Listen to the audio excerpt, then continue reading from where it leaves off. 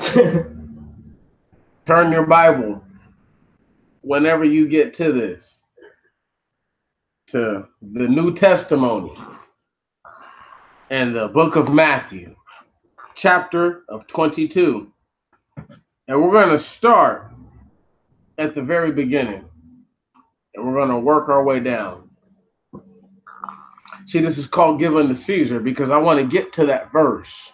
I want to work my way all the way up to give unto Caesar. Give unto this Roman guy that people have built in their heads is going to be whatever, you know. And let me go ahead and do a Bible hub for him real quick. Because it's like one of my last search things. I want you to really see it so I can send it home. And here we go.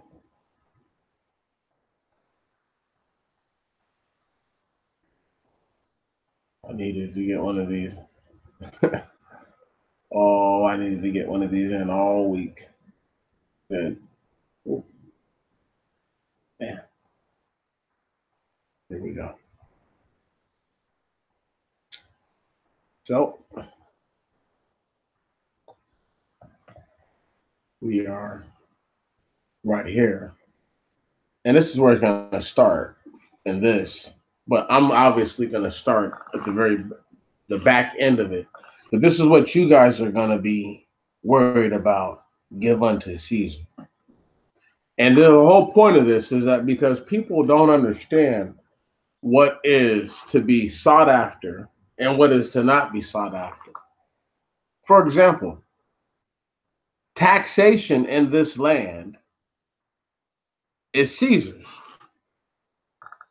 And Caesar is the metaphorical meaning in this essence of the rulers of the land, the law of the land. So give to those who ask for it that have the ability to oppress and affect you what they ask for, so long as it is within the means of your peace of mind and righteousness of character. And as I say that, one moment. So I got that ready. And I got this back. Now here we go. Let's start at verse 1. And Jesus answered and spake unto them by parables, and said, the kingdom of heaven is like unto a certain king, which made a marriage for his son, and sent forth his servants to call them that were bidden to the wedding, and they would not come. Stop right there. You could compare what he's saying, that the servants that were sent forth to call them that were bidden to the wedding, you could almost compare that to the prophets telling the people to serve the Most High and that they wouldn't do it. And again, he sent forth other servants, saying, tell them which are bidden, behold, I have prepared my dinner. My oxen and my fatlings are killed, and all things are ready. Come unto the marriage. But they made light of it and went their ways, one to his farm, another to his merchandise. Hold on, because this is what people praise, right? Some men praised just silver and gold, period, and their riches, while other men may have praised things that were actually within the field, right? That they reap with their hands and built with their hands. Let's keep going forward. And the remnant took his servants and entreated them spitefully and slew them. So those who were left over took the people, led them astray, right? After everything was all said and done.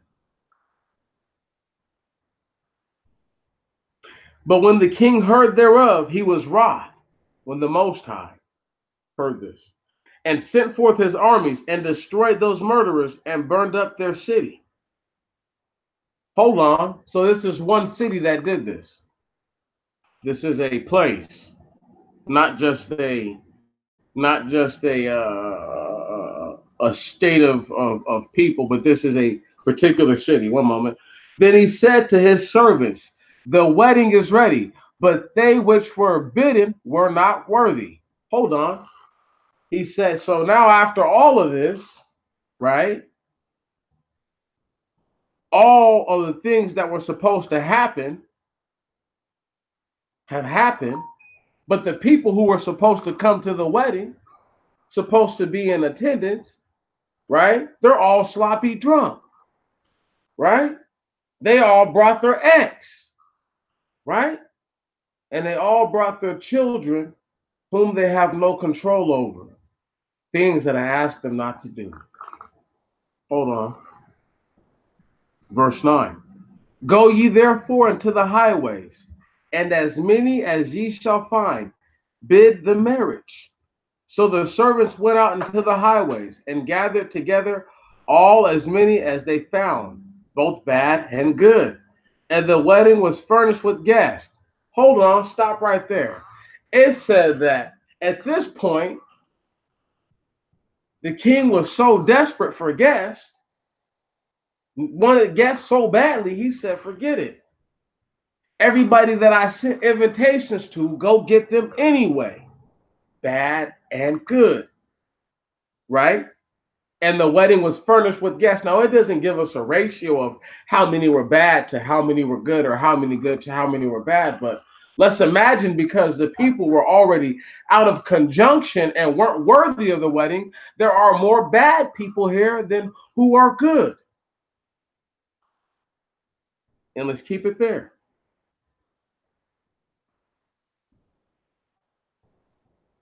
And when the king came, verse 11, and when the king came to see the guests, he was there a man which had not a wedding garment, which had not on a wedding garment. And he said unto them, friend, how camest thou in hither not having a wedding garment? And he was speechless. Then the king said to the servants, bind him hand and foot, and take him away, and cast him into outer darkness. There shall be weeping and gnashing of teeth. For many are called, but few were chosen. Woo! Hey, let's go ahead and keep it pushing. I'm sorry. Don't take it the wrong way. But in that essence right there, he just said that all these cats who came, who thought they were about to get something, right? He said, I didn't come here for a wedding. I came here to get rid of all these cats who thought that they were really my people and were really with me. And they're not. I love it. Let's go ahead and keep it pushing, y'all. We're in verse 15. Then went the Pharisees and took counsel how they might entangle him in his talk. There we go, right there. The Pharisee. These are the Casidians, okay? I can't talk about them too much because I got a video that I'm working on. It's going to come. But we're going to get there. It's coming. I'm getting to verse 16. Please give me a second. I'm going right back to I. Then went the Pharisees, verse 15, and took counsel how they might entangle him in his talk. Verse 16, and they went out unto him, their disciples, with the Herodians. What? With the Herodians, saying, Master, we know not what thou art true. We know that thou art true, and teachest the way of God in truth. Neither carest thou for any man, for thou regardest not the person of men.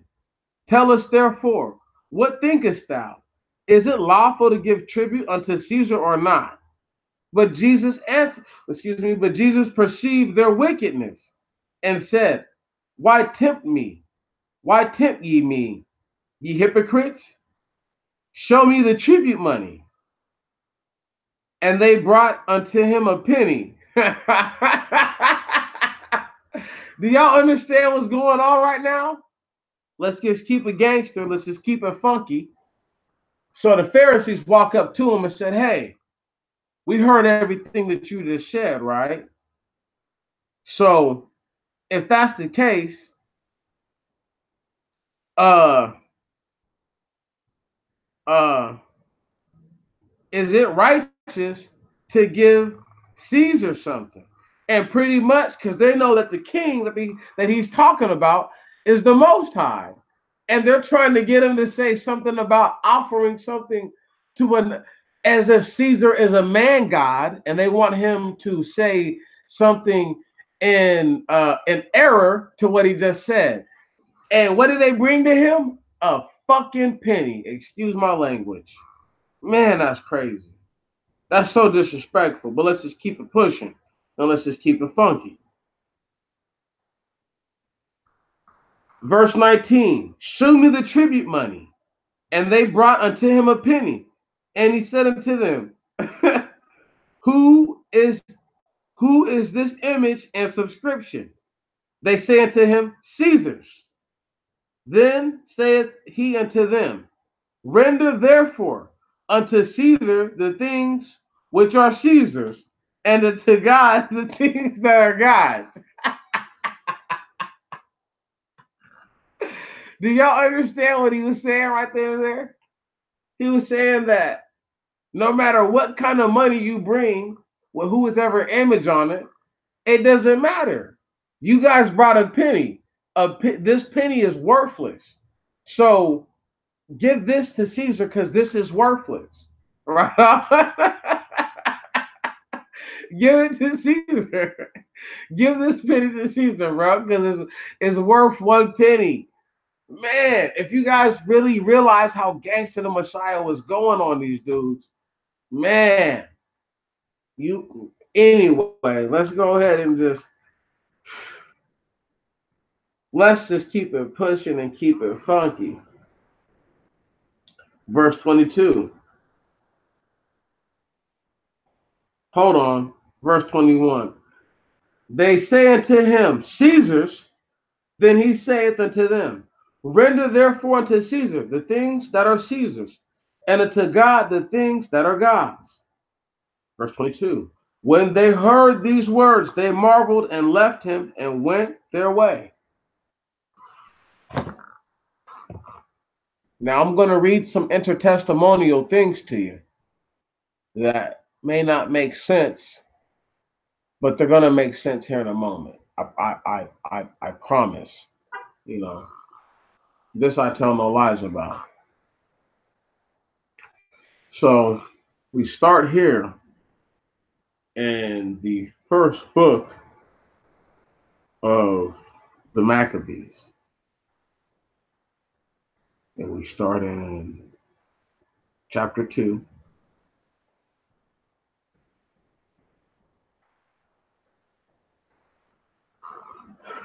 And I want to see the part that I want to pick up.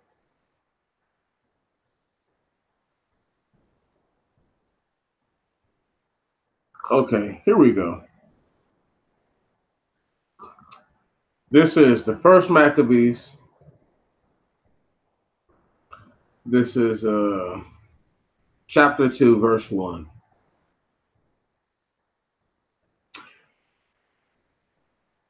In those days arose Matthias, the son of John, the son of Simeon, a priest of the sons of Joarim from Jerusalem, and dwelt of Modin.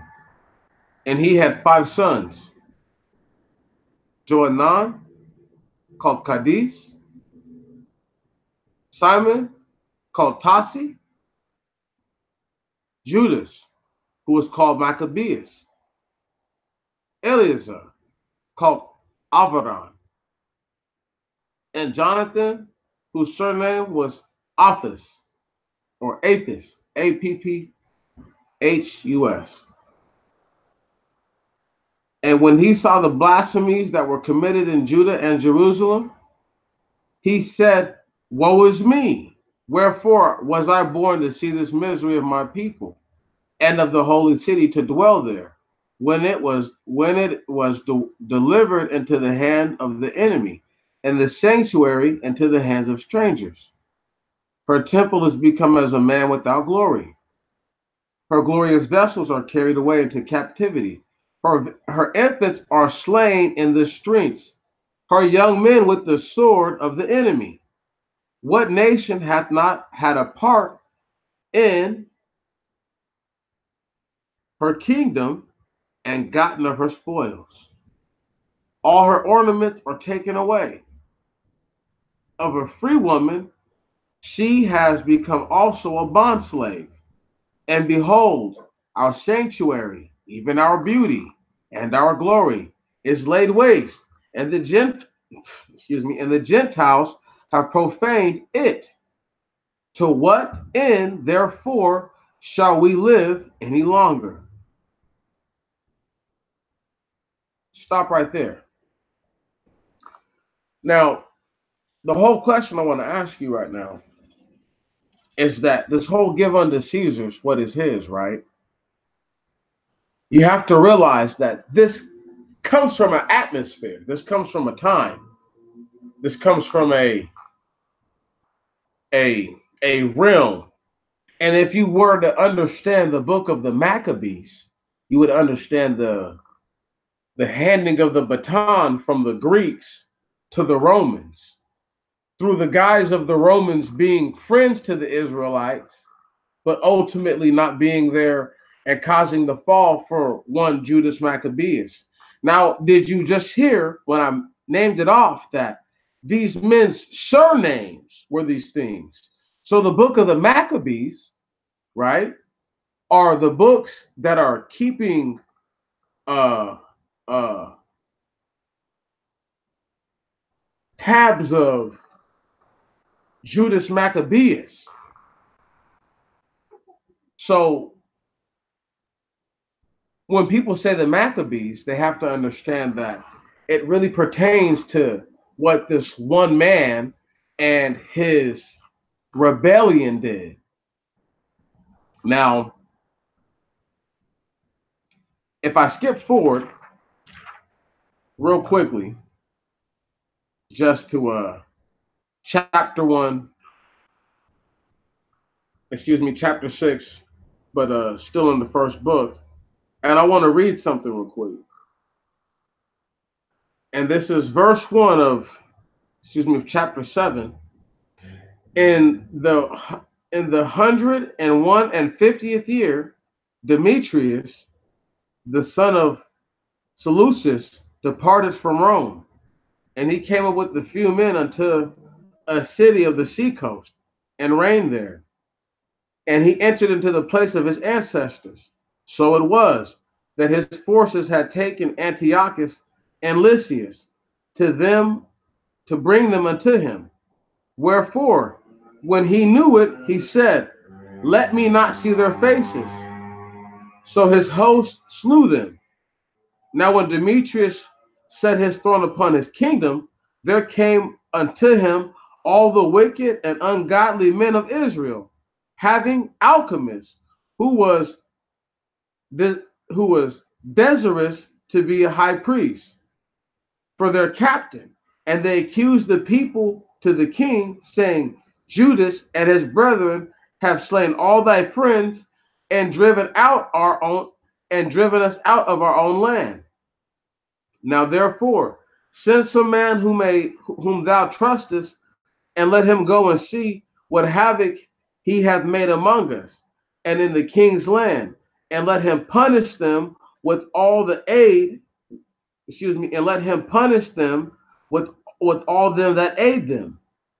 Then the king chose Bacchides, a friend of the king, who ruled beyond the river, and was a great man in the kingdom, and faithful to the king. And the king sent with him the wicked Alchemist, whom he made high priest, and commanded that he should take vengeance of the children of Israel. Stop right there. Now, if I go back and I really give you the true backstory of this dude Alchemist, right? It's Alchemist. MUS. It's really kind of funny because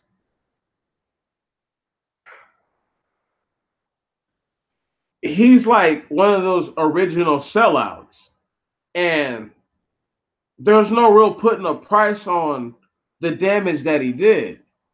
However, when I say give unto Caesar, please give me a moment, because these people set the tone for there to even be a Pharisees. And this is why I even bring the give unto Caesar, because the give unto Caesar brings rise to where did that come from? Why is that relevant? Why did they bring him a penny? Listen, it's worded a penny, 1 cent that they brought him.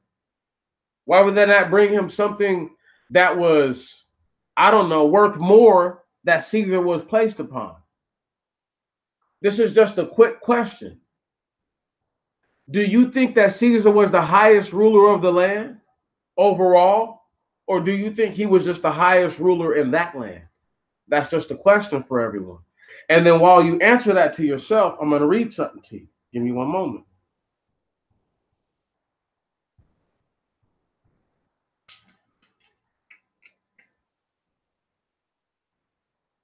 So I don't want to get ahead of myself, but I'm quite sure the alchemist or alchemist, but I'm sure it's alchemist, right?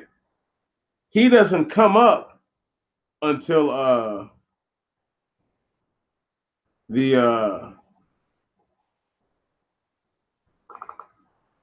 oh my goodness, like the 4th or 5th chapter. So what I think that people have to understand is that not only have they done an excellent job of trying to blend the history, because this is a history book. The book of the Maccabees is not a biblical text, and I've said that. But if you go and look up the time of Alexander and forget all that, I'll just pull it up because I'm talking about it. One moment.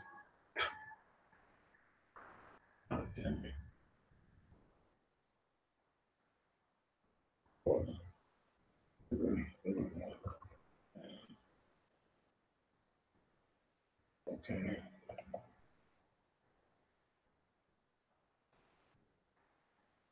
What's that? Okay, so let's just. I'm not going to get too carried away in the history stuff, in the channel of it or whatever. 1 second. Okay. I'm going to read something to you, and then you guys tell me if this sounds like the same dude while you're looking at this little so-called picture.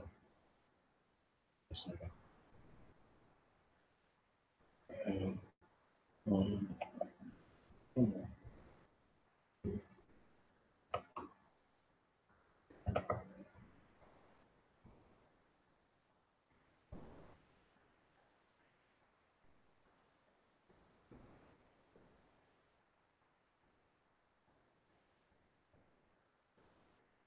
so I hope that makes it easier to see. Get that out of the way. And as you read, Alexander, an ancient Macedonian ruler. Hold on one moment. Let's just read the very first chapter of the Maccabees, so that way we don't get anything fucked up. You to think that I'm trying to pull the okie doke. Verse 1 of the first book of the Maccabees. And it happened after that Alexander, son of Philip, the Macedonian, what? The Macedonian, who came out of the land of Kittim, had smitten Darius, king of the Persians and Medes, that he reigned in his stead. The first over Greece many wars and won and slew the kings of the earth and went of the spoils of many nations, and so much that the earth was quiet before him. Whereupon He was exalted. One moment. Let's keep going down. I'm just going to let it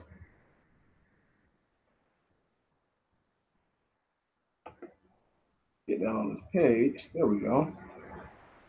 Alexander. I want you guys to see this so that way you can't think that I'm trying to pull the okie doke. You know, this is from whatever website it is, history.com. And I know you guys don't think I'm lying, but it's just like, I can't be lying to you if it's right. Same dude. It's the same dude. Alexander III was born in Pella, Macedonia in 356 BC.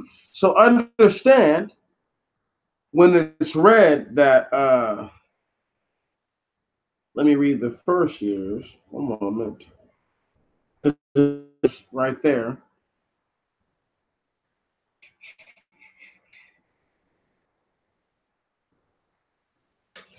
Let me find the first time it gives established years, and then you'll understand that, like, because it's like in like the year 150 and stuff like that. So it's it's just not as far as it's not as far as long as that. And whoever's keeping track of this story, that's just another indication that everybody didn't go by the same cycle. So what I'm saying is that there's people who have obviously, as I've been saying, were moon worshippers a long time ago, you know, and all kinds of other worshippers. But if you're based on a certain time cycle, then how you write something and how you perceive it is going to be based on that time cycle. So it's not going to sound, you won't have the same years if you don't, if you calculate time the same. Your years won't be the same. It's just that simple. But let me keep reading so that way I can just find and see. And I'm skimming, so please forgive me. Here we go. And there's probably something before this, but let me just go ahead and read this.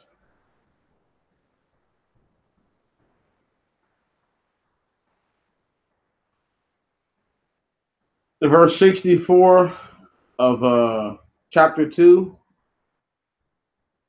of the first Maccabees. Wherefore, ye sons, be valiant and show yourselves men of the law. For by it, for by it shall ye obtain glory. And behold, I know that your brother Simon is a man of counsel. Give ear unto him always. He shall be a father unto you. As for Judas, and I'll get to that stuff later.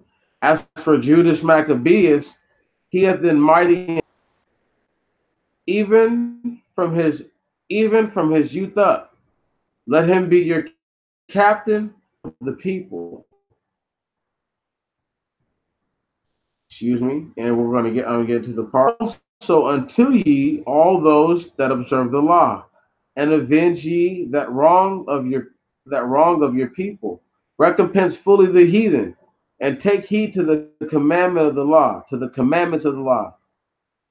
So he blessed them, and was gathered to his fathers, and he died in the 104th year, and his sons buried him in, in the sepulchres of at Modin, and all Israel made great lamentation for him. Excuse me. So let's just talk about this real quick.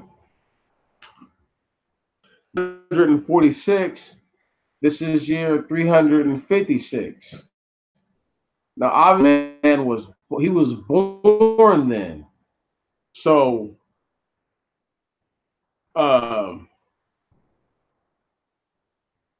this would have been after what Alexander did. We have to keep that in mind. Trying to remember if it tells us how old he was when he died. 1 second.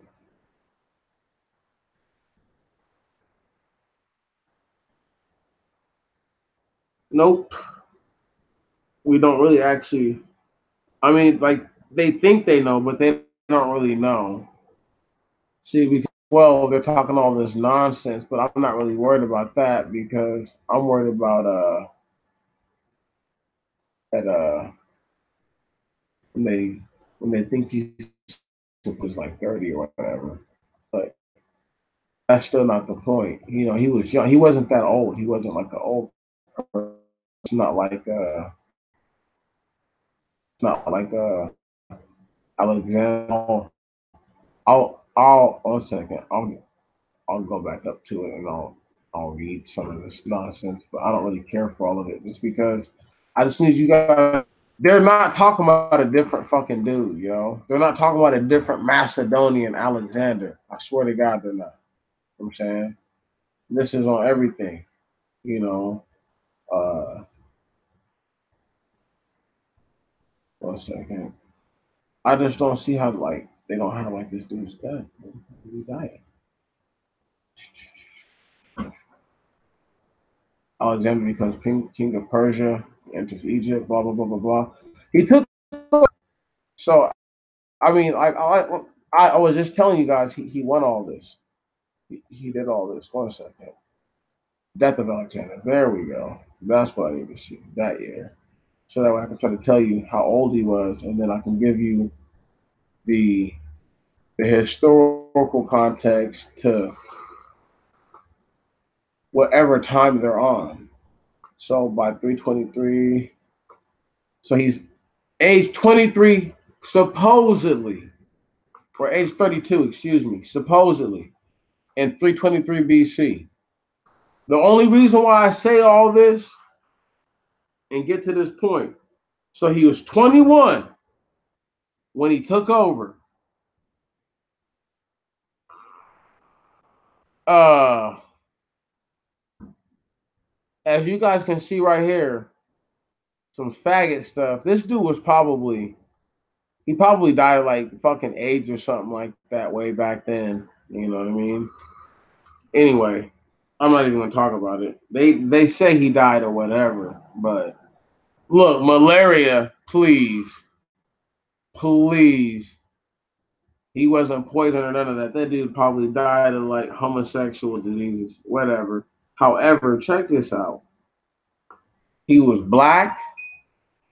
His rule was oppressive to the Israelites. The Romans were, I'm not going to say they were friendly to the Israelites, but they had a friendly disposition to the Israelites. Judas Maccabeus gets killed believing that the Romans can do something for his people, and they don't, and they fucking get smashed. And this is true story. So I would never tell you guys nothing that's fake. You know what I mean? Into that because I got a little video I'm putting together already, so I don't want to go too far into like breaking down Alexander's character and how I know he's a Japhet type for sure, and how I know Alexander was black, all these things. You know what I mean? Uh, how I know for a fact that the any mating, any crossbreeding that was done between the bloodlines of the Hamites to the Semites and the Hamites to the Japhetites gave to the children a pedigree of homosexuality. I can prove it. Once again, seeing somebody's nakedness is tantamount to having sex with them because the only way that you would know somebody is uncircumcised is if they came from a nation way back then that didn't circumcise themselves. So, believably, if they came from your uh your clan of people, your tribe of people, they all followed the same rules. There's no way they didn't. But let's just assume that there was an Israelite who was like, I'm not going to circumcise my son, and I'm going to let his soul be turned off from the people. Let's just assume all that, right? what you're trying to say, or what you're implicating, is that this person has hid their child from what may be a communal area where the men bathe, as opposed to where there's a communal area where the women bathe and clean their bodies. And I know people can be like, oh, they had showers in their homes and they were fully technological peoples and this, that, and the other. I'm not saying that they weren't. I'm just saying that there may have been places where people fully actually cleaned their bodies that had like hot springs and all that. So uh, for people to say that seeing someone's nakedness is the, like, to actually see them naked is like the sin, once again, you're reaching pretty far, you know, because you're talking about circumcision. And all you people laugh about me saying, you know, somebody being circumcised.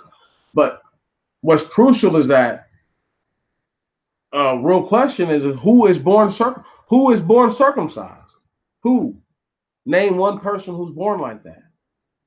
And then right. And so then you have the answer to my whole point, is that the natural presumption is that all these nations are not circumcised people. They don't practice circumcision. However, because that's not an important factor all the time, these are things that will get overlooked and things that will be overran.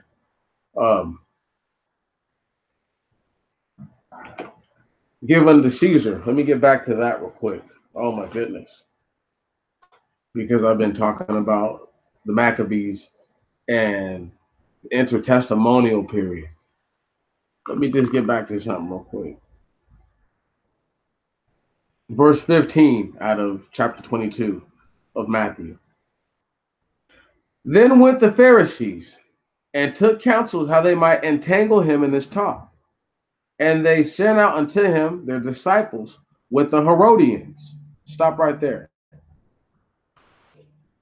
The Herodians, the people of Herod, people.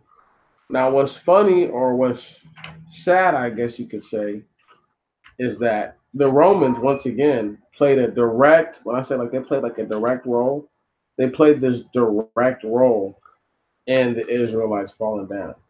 And so I just don't feel anything for them, you know. Yeah, I just don't feel anything for them. Here we go.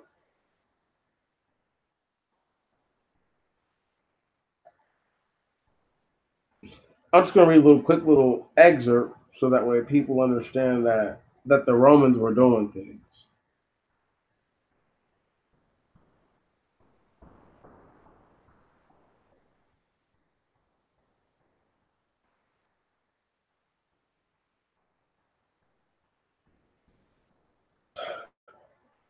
I don't want to start too far back. Verse 8 of chapter 8 of the second Maccabees.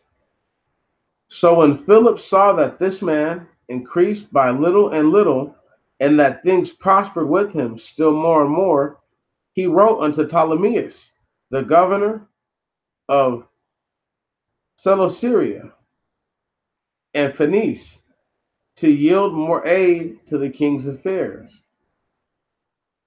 Then forthwith choosing Nicanor, the son of Patroclus, one of his special friends, he sent with him no fewer than 20,000 of all nations under him,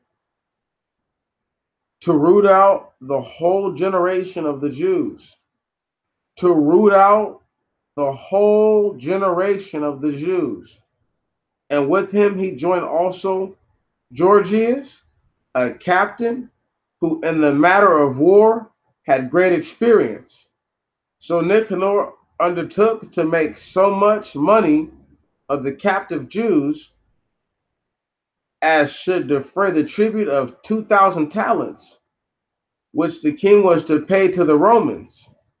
Wherefore immediately he sent to the cities upon the sea coast, proclaiming the sale of the captive Jews, and promising that they should have 80 bodies for 1 talent, not expecting the vengeance that was to follow upon him from the Almighty God. Stop right there. This is when the Romans and other people were selling the Israelite people for less than nothing. And if you didn't hear what I said, listen to me. So Nicanor undertook, this is verse 10, to make so much money of the captive Jews as should defray the tribute of 2,000 talents, which was to pay the Romans. Stop right there. What? Which was to what? Pay the Romans. So when it says to you people, and to me, myself as a black man, verse 21 in the book of Matthew, of chapter 22, and we're going to just skip into the middle of the verse. Render therefore unto Caesar the things which are Caesar's, and to God the things that are God's. That makes perfect sense. And it takes all that to get there.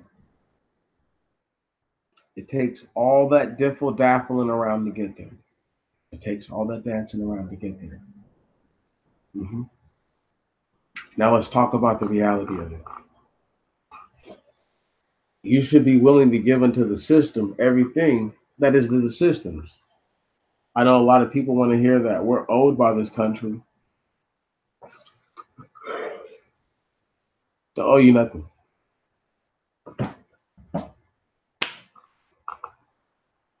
They owe you nothing.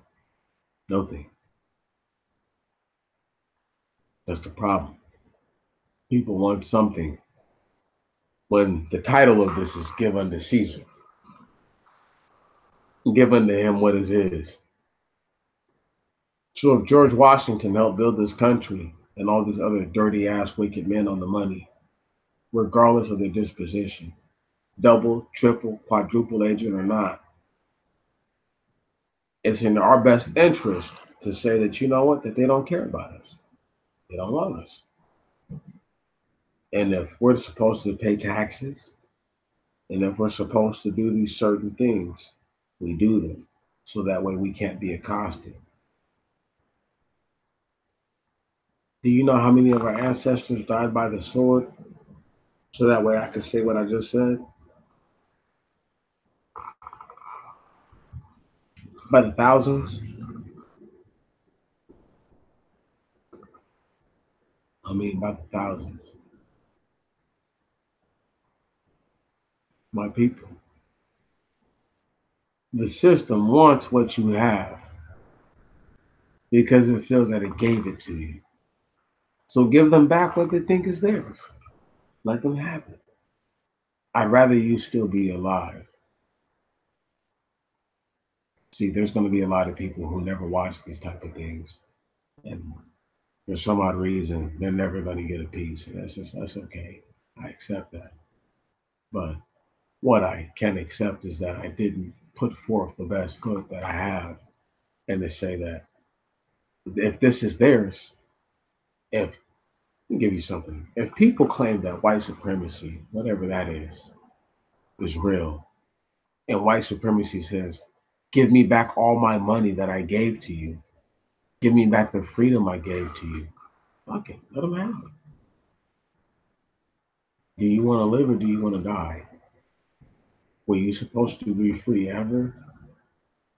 Would you being enslaved make you cry out to the Most High God? Because understand, when he was talking about giving unto Caesar, the whole edifice the whole point of it was that this verse 2, the kingdom of heaven is like unto a certain king which made a marriage for his son and sent forth his servants to call them that were bidden to the wedding, and they would not come. Now let's just skip forth.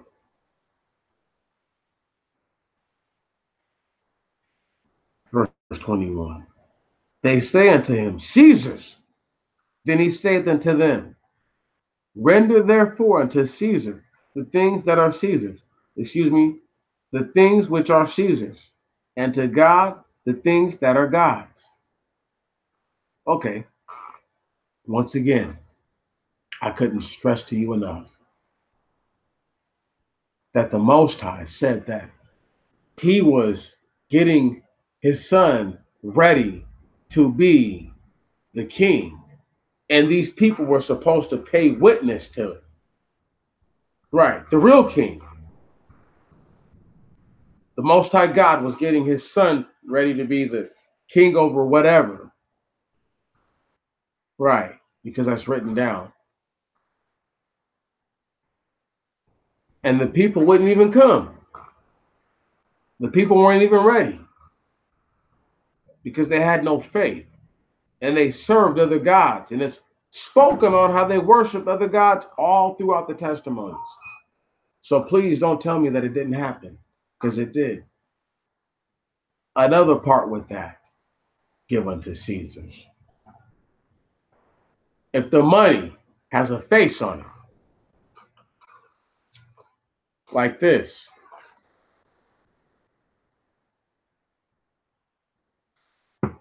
that's Caesar's, okay? That's his.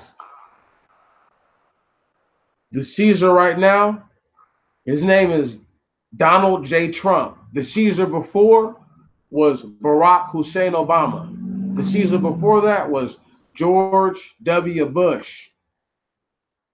Before that, it was the Clinton. Before that, it was another Bush. Okay? The Caesar changed names. It's been changing names. But if people have denied the Caesar of whatever time, what was theirs, what was rightfully theirs, unless this group had the ability to withhold from Caesar, right? To withstand Caesar, totally different. But how long do groups like that last? Who are still here now? The groups that have paid Caesar, that have wanted to be here. Oh, you think Wells Fargo hasn't paid the piper to be here? You think that's, oh, well, you think that's not how they didn't get a freaking government bailout when they got one? Give unto Caesar what is his. I've got a 10, probably $50 or $60 worth of freaking, change in it.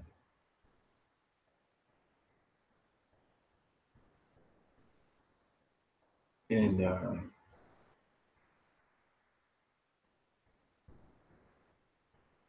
they can have it all. Every piece of it, because it's theirs. Saving it for the silver and all that. No, it's the Caesar of the time.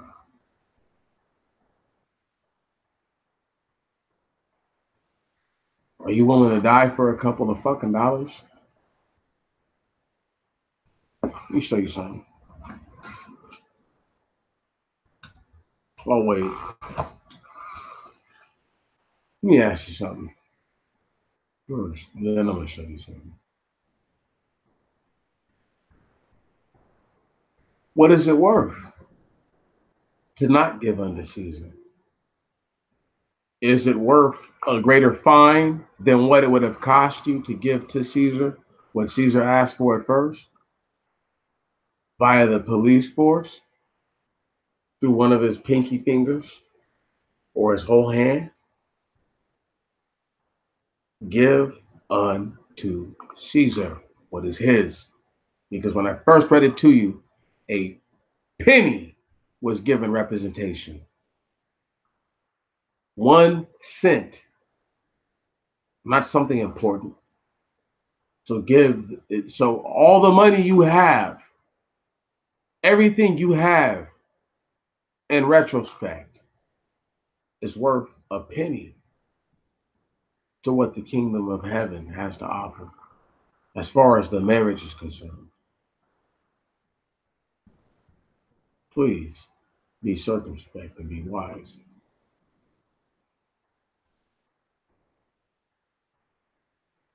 The same people who think that I'm a fool are going to be the same people who applaud me in a few days,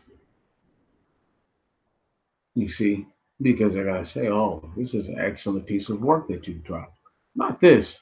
No, no, no, no, no, no. Not this. The intertestimonial work that I'm putting forth. Give me a moment. It will manifest itself.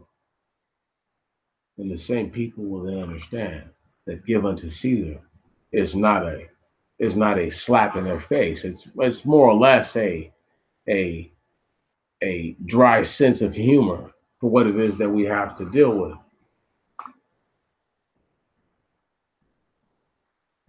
This could have been said. This video could have been called "Donald Trump Can Tax You," but while you give unto Caesar, please, you're gonna do that. All the little bit of money that you got, please go and get yourself one of these.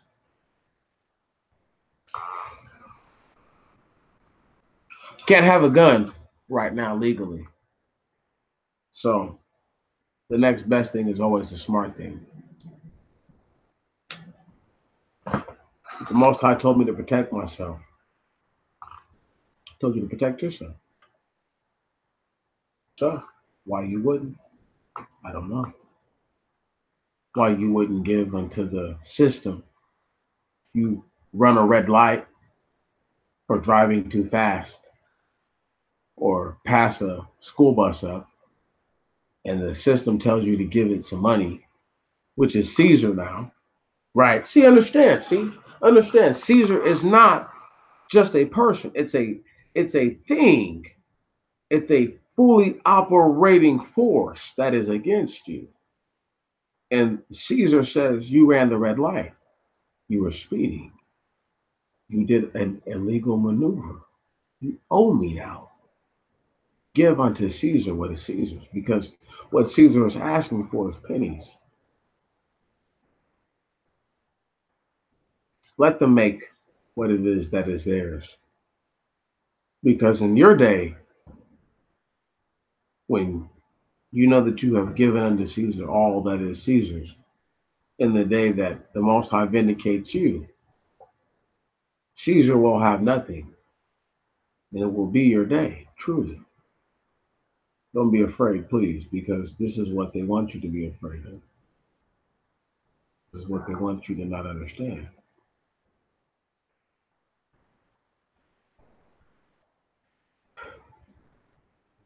You see, at this level, I'm really actually really and willing, willing and ready to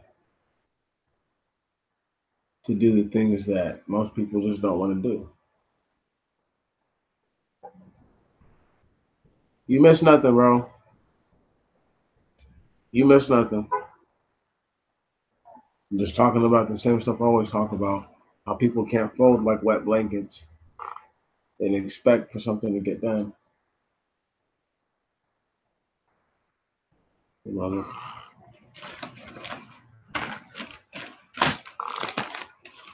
So I'm gonna pull something up real quick.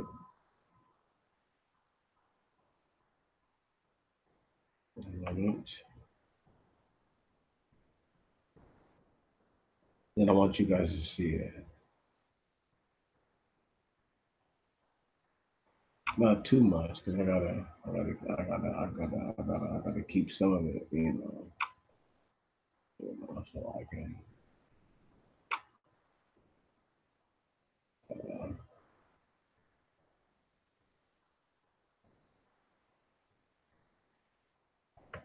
so I can still have a little bit of something, a little bit of juice. Okay. Okay. Okay.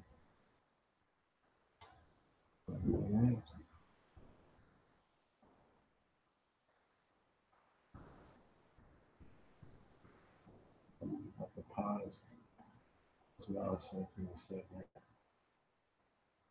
So, okay. Okay, so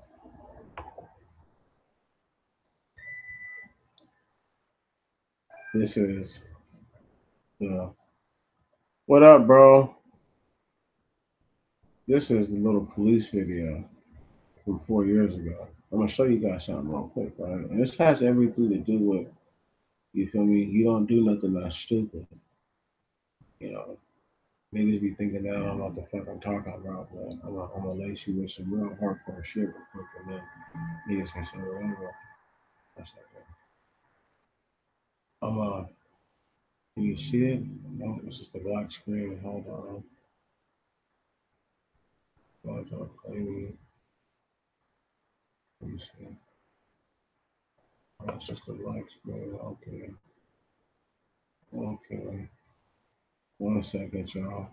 I have pictures that they can't hide from you. It's okay. That's not right. They tried to play me just then. What's up, bro? I'm just sitting here, man. You know, going through the motions. I've already gone through most of the.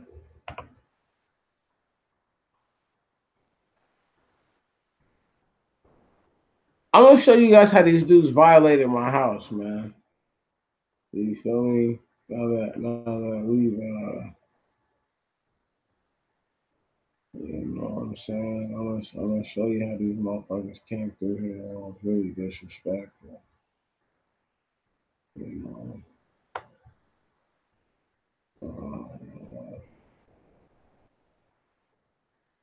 And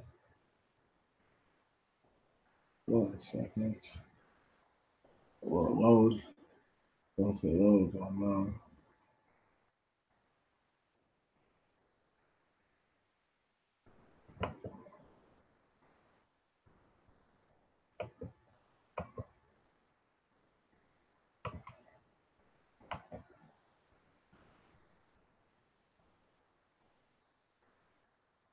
1 second.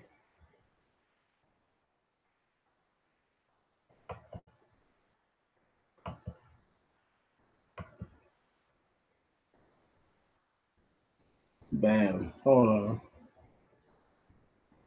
This is what we're about to do. I don't know why it's still. 1 second.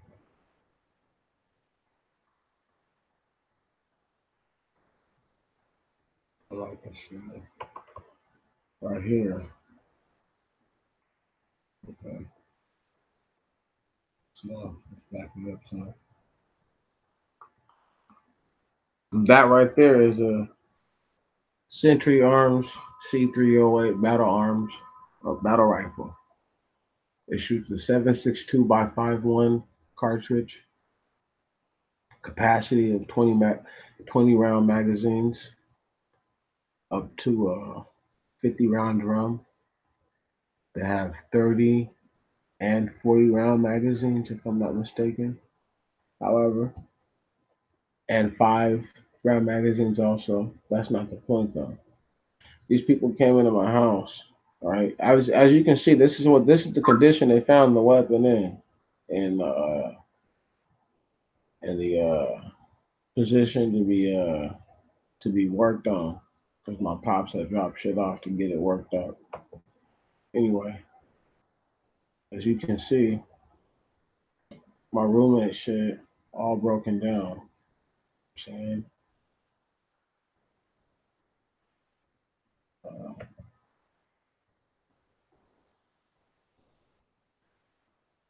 as you can see, you know what I mean. These guys are all in the fucking business.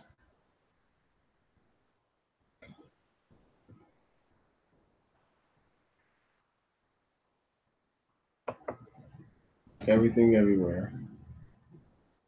I love it.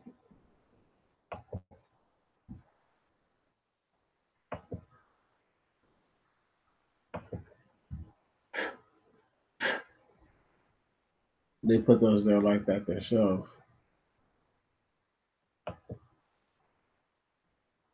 But I understand though.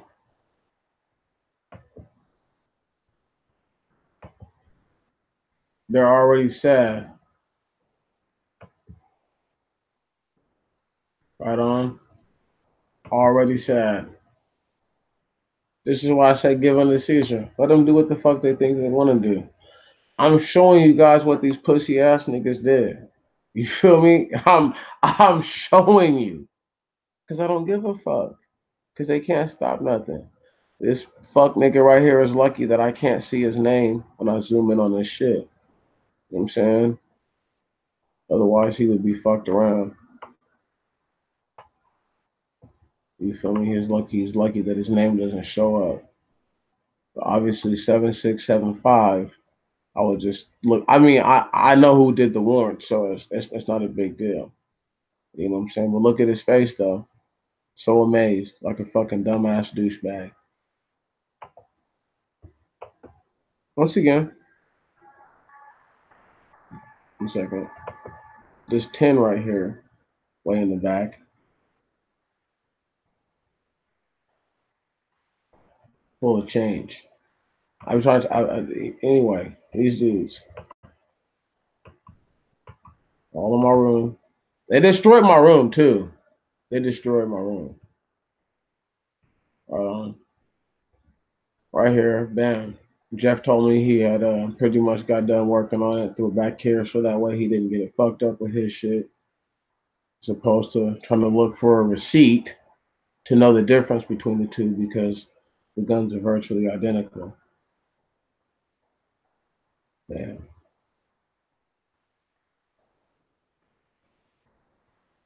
Look at these guys. And they're so sad that I have anything. Right on. Look at them. They're so sad that I have anything. This is what they do, y'all. This is why I say give unto Caesar. These niggas gonna show you this kind of shit. I saw my mama.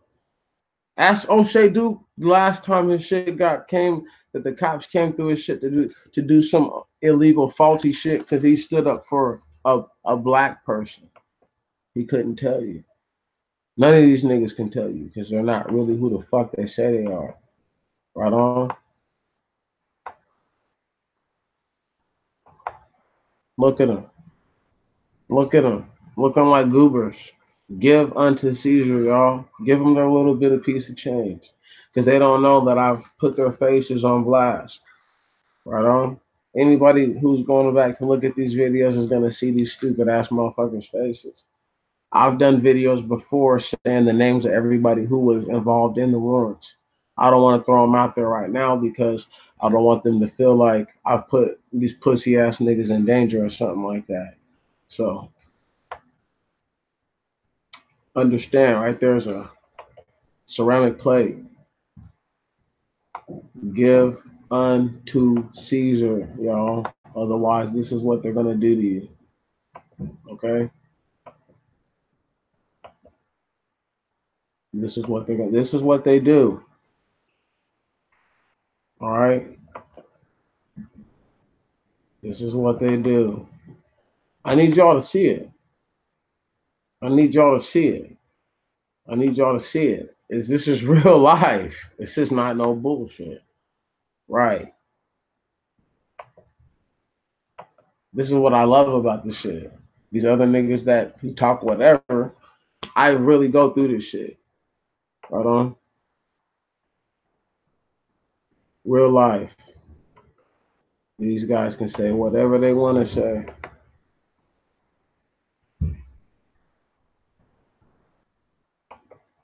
The ammunition that I had, not illegal for me to have. Only reason why there was firearms in the house, once again, Pops came through, dropped them off. Woo. Fuck ass niggas didn't serve a warrant when they came down here the same day that they was here on the 10th or the 11th. I want to say the 10th. They got the warrant on the 10th. They came down here on the 10th. They had came in here on the 10th. They wouldn't even have shit in here. They would have had Jeff's guns and then a bunch of ammunition, and then that would have been it. So that's why I tell you guys, give unto Caesar. You feel me? But Caesar didn't tell me to give him a declaration of non-surrender. Right on. Caesar didn't say that. Caesar pulled the bitch move so that way he could get this done. But I'm gonna be able to get all that overthrown and fuck with. You see what I'm saying? Obviously, they're sad about it. Obviously, they're sad about it.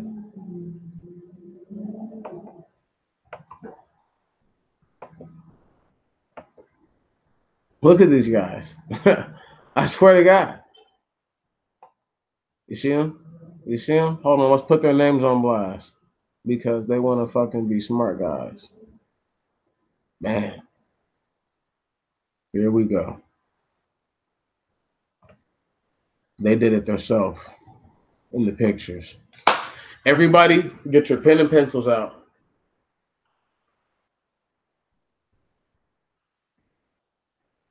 See, they're not even showing you the right shit. However, let me give niggas the game. This is what'll happen. Okay? This is what they can do. Give unto Caesar, people. I'm not saying fold for the white man. I'm saying be smart enough to know better. Now look at this right here. This was not here when it was not taped on my door like this. You get what I'm saying? You can't put it on my door. This is all this shit is illegal. You see what I'm talking about? Y'all don't even know. Do y'all see this shit? Do y'all see how faulty this is? But once again, though, if you don't give to the system what they want, they'll do this kind of fucked up shit. What they wanted for me, I'll never give to them. I can't. I would never ask you to give to them. But what they're asking for me now, I can give, which is the money and the time. Now we're about to end on some basic stuff. Oh, that's it. Then we're not gonna go back to 2014. We don't care about that year. We don't care about when Meech didn't have an afro on the beard.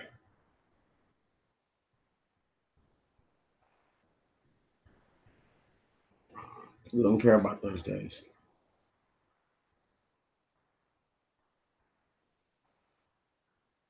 I just need y'all to really understand, man, that this shit is like way bigger than what they try to say it is.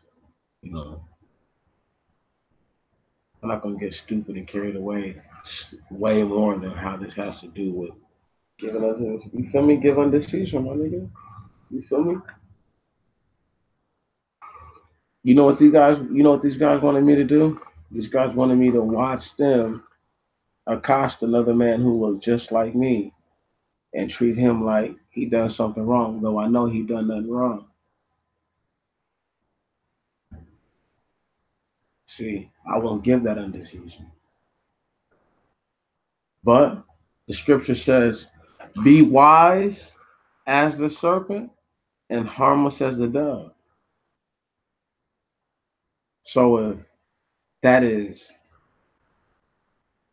a renderance of giving unto this dirty ass bastard and in a whole nother way, then I want to do that because it means keeping people out of things that they don't need to be in. Nobody could ever show you this kind of stuff because they don't have it. Right on, they don't have it. They don't have it to show you. That's the truth. If they had it to show you, they would show you the shit. And they would brag about it. I'm not bragging about none of it. I tried to introduce it to you guys so that way you guys can really see, like, look, you owe money to the government for whatever reason, they can come and do that to your house. Okay. I didn't even owe no money. I don't owe nothing. They ain't tried to do no shit like that since then. They know what the fuck it is. Okay. These pussy ass niggas don't want none. And I pray to bro, I pray that they would just run up in this bitch. I really do. You don't even know. Anyway. The whole problem is this, is that there's people who they make either too much money or they make too little money. And because they make either too much money, right, their safety hinges on what they're willing to pay. The people who make too little money think that they need to be paying what the people who are paying too much money, right? Because that's part of making too much, is you're paying too much a lot of the time. Is they need to keep up with them, and that's not the case. You need to be cognitive of what it is that's going on around you. You can't be worried about what happens in another state until it comes and it happens to you. You should have a contingency or whatever that is. Whatever that is. Whatever you think a contingency is, you should have one, right? And then go based on that. When I say whatever that is because your contingency is not going to be the same as the next man's or the next woman's contingency. Your plan for get the fuck out of Dodge is not going to be the same as the next person. Okay. So what a homeless person has to give unto Caesar is not what you have to give unto Caesar. Can you dig it? Right. So when you end up in a situation where Caesar or Caesars can ask you for your lucre, your dividends, your financial gain, right? Are you going to give unto them? Right. That's the thing. Because see, Caesar said to me that night, I wish I could show you guys because they've redacted it and made it exempted. But when I get it all not exempted, I'm going to show you the video from that night.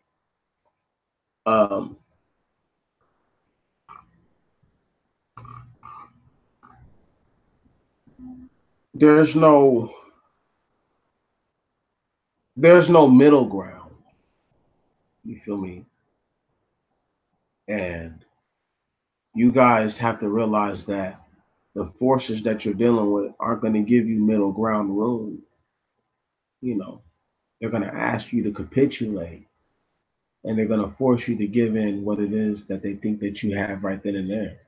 And mine was doing the right thing, even though not doing the right thing would have made them feel better. If I had ignored what they done to that black dude, I wouldn't even be going through this right now. This is a fact.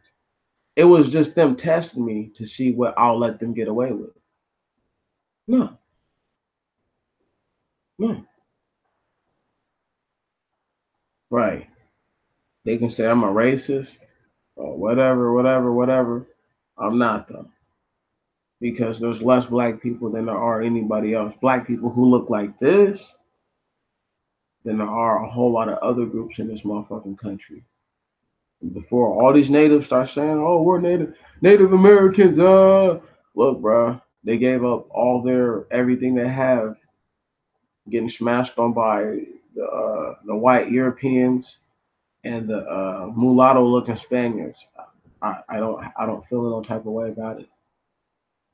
They gave what they thought, what they could, unto the Caesar of that time, and they've gotten their comeuppance.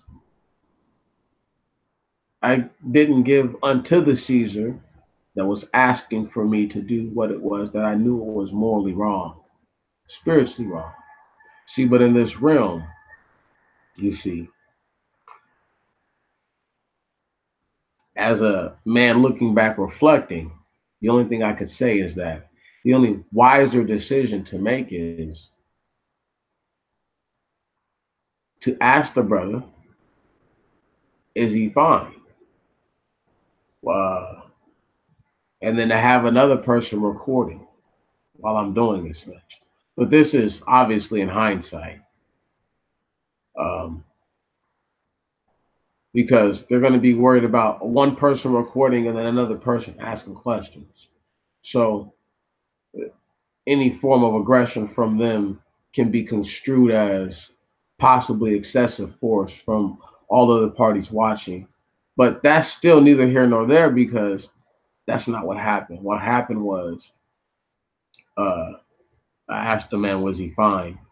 and the situation blew up from there. You must realize that you're dealing with a a mechanism, a monster that, if not fed, if left alone, it's like the plant off of the Little Shop of Horrors. You know what I'm saying?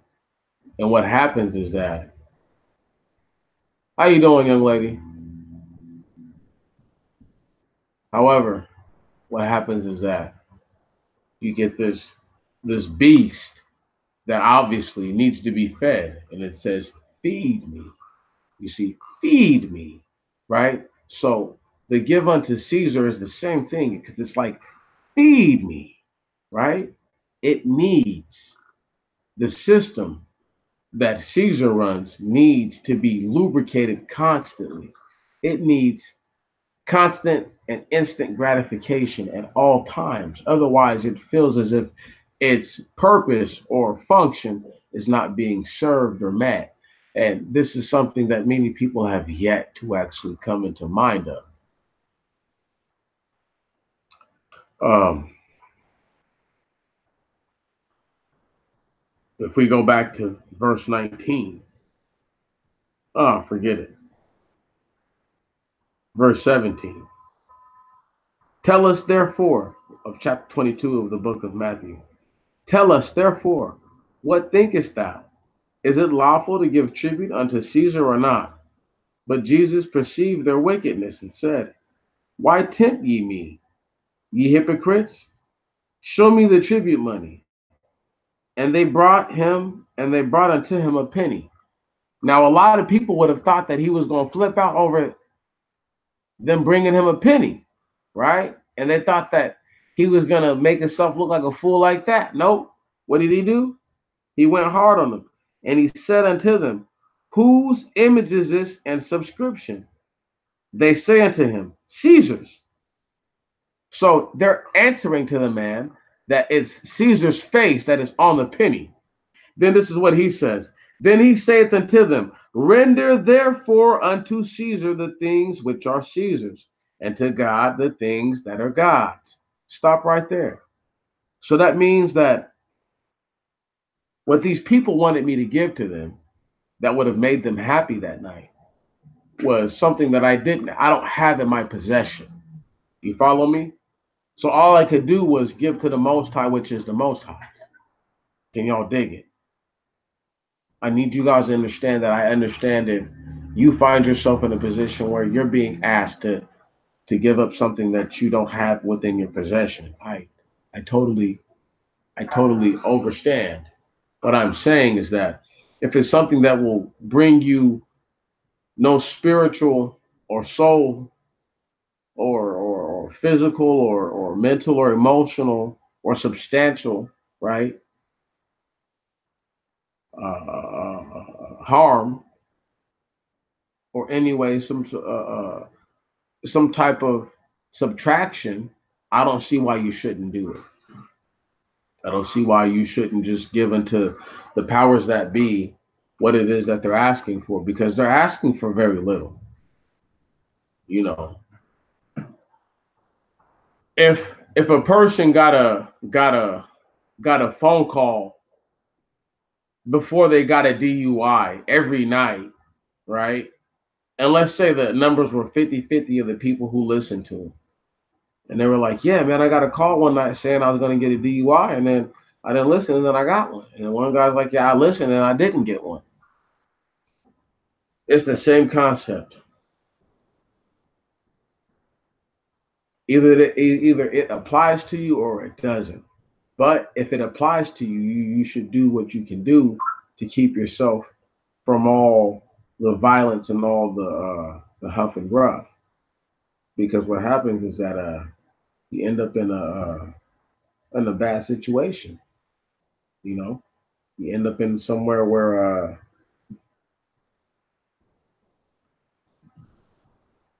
people are pretty much testing your merit, because that's what they're gonna do.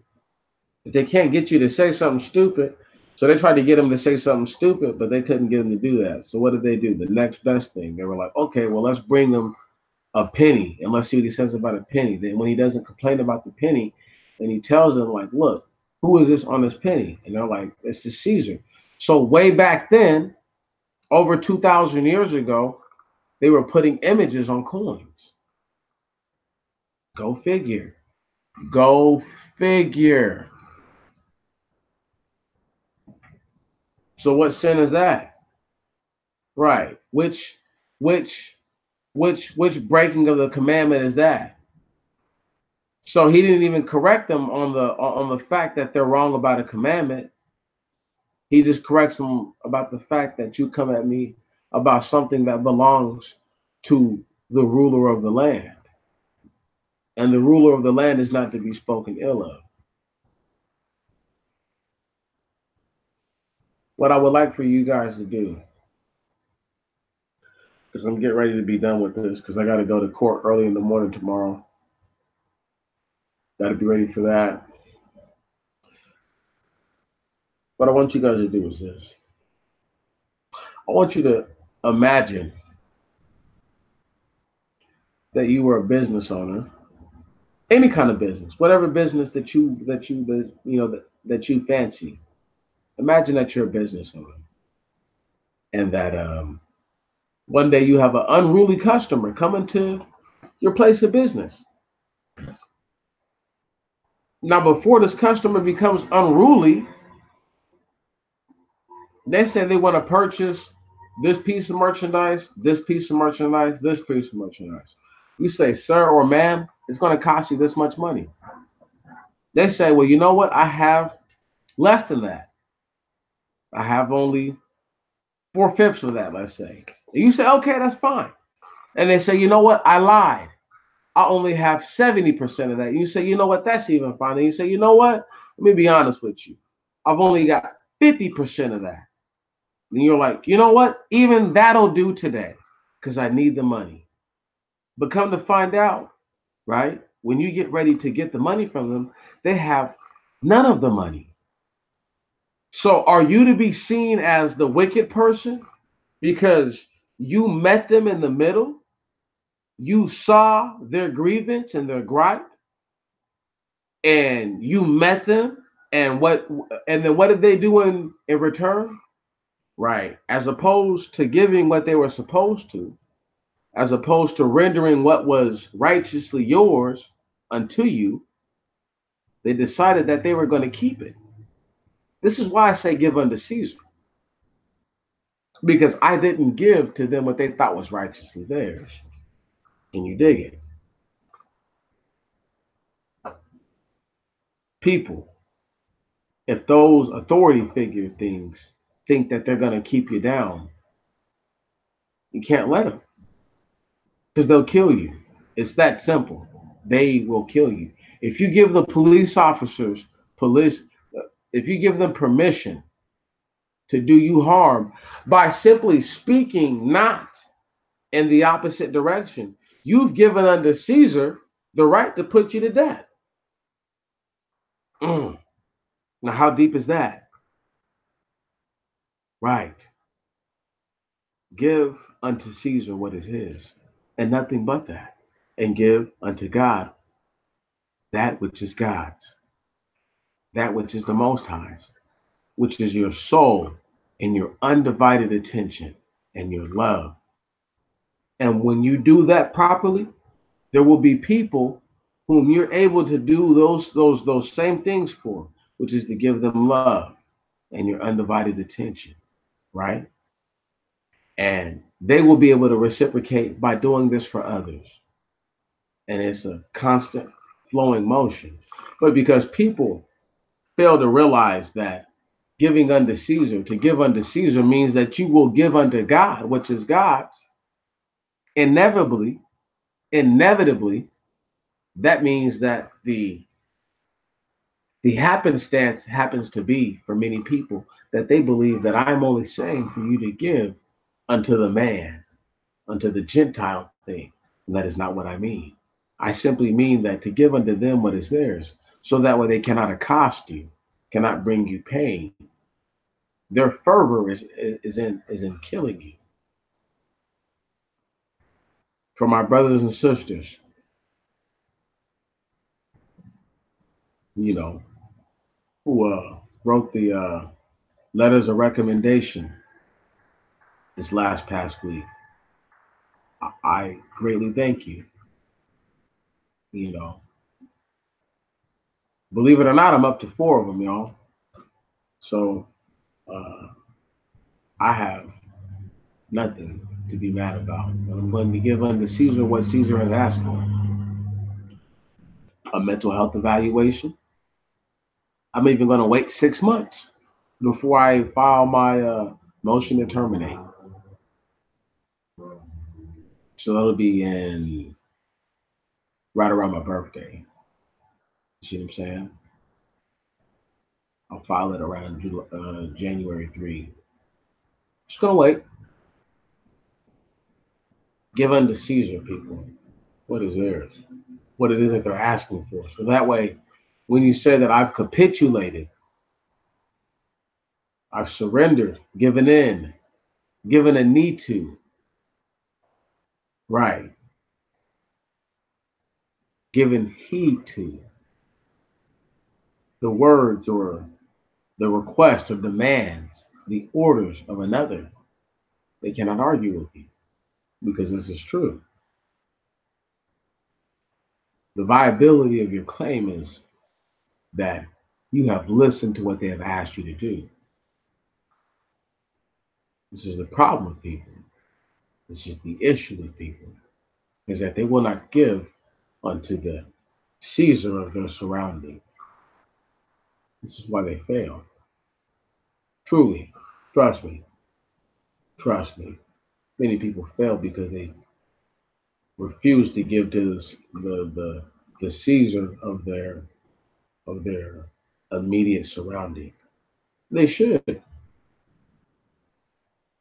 because the Most High God is watching when you give unto Him.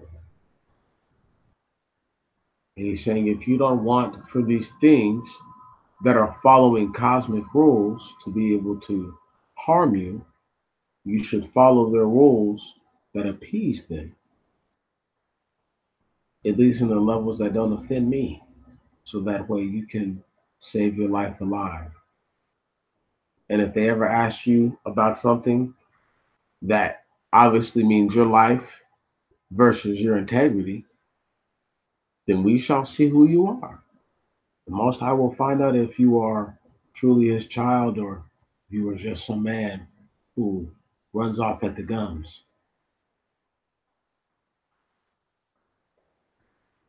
I truly do love y'all. It's once again, it's an honor and a blessing to say these things to you because though they may not be popular, they're needed. I'm going to be talking about Paul here in a little bit, about how he's part of an intertestamental battle. Give unto Caesar is a intertestamental struggle that explains what happens to the Israelites in whole. The same Roman people who sacked and raided Jerusalem are the same Roman people who Judas Maccabeus signed himself in allegiance with, so as not to be overcome by the Grecians. It sounds as if they're Japhetite cousins mixed with the Gentile blood. Obviously, those barbarian monkey things descending from the mountains. But outside of that fact, these were people who gave in. And this is something that must be looked at and it must be considered. I can't make much more out of it than what it is. And I won't. And I wouldn't advise you to because it's not sound for the mind. It's not going to do anything for you. It's not going to make you feel better. I promise you that. What you can do is tell yourself 2 things. The first of which is this. 1, if I give in to the things that I have been resisting that won't harm me morally or anything like that, spiritually, physically, mentally, emotionally, substantially, financially, whatever you want to say, right? And I finally overcome myself in this way. And it might be something that I'm supposed to have been doing. It relieves me of the issues that I'm going to have or that I'm having in this particular field and area. I am a sore tired man. Not just of today, but just tired because of everything that happens and goes on, and there's nothing I can do about it because I'm I'm subject to cause and effect like everyone else. I have given unto Caesar what is Caesar's. I'm telling you, people, give to Caesar what is his, so that way the Most High God can recognize that you do for him that what you do for him. But you can't say, "Oh, I only operate within the binds of what the Most High says to do, and then I don't follow the rules of what these people say to do," and then wonder why you're in prison. Most High doesn't. You can tell me that there's no crack cocaine in the Bible all you want, but that's a wicked device because essentially you're asking someone to give you their hard-earned dividends or their resources for a menial or useless resource, one that brings harm to them. So that's one thing. And then number two, what you have to realize is that when you practice it in fullness, the other people around you will realize that they don't have to fight so hard to get their way. Because this is what happens to them. They fight so hard to get their way because they watch what you do. If you're a leader to the people around you in any level, shape, or form, they're going to do what you do. If you're watching the leader who's around you, you're doing what they do. And if they're not following the basic rules of give unto the people who are the rulers of the land, whatever it is that they want, that's theirs, give them their things, right? That belongs to Caesar. That little penny with Caesar's face on it belongs to him. But my soul belongs to the Most High. So Caesar can have all the pennies he wants, every one of them in the world. He can never have my soul. And that's what that means. I really pray to God that you guys got something from this. Peace and blessings, my friend. I'm about to get ready to get off because like I said, I got to lay down. Get ready to get up super duper early in the morning so that way I can go to court, go see these punk ass people. A part of going to court is giving unto Caesar what is Caesar's. A failure to appear would be the exact opposite.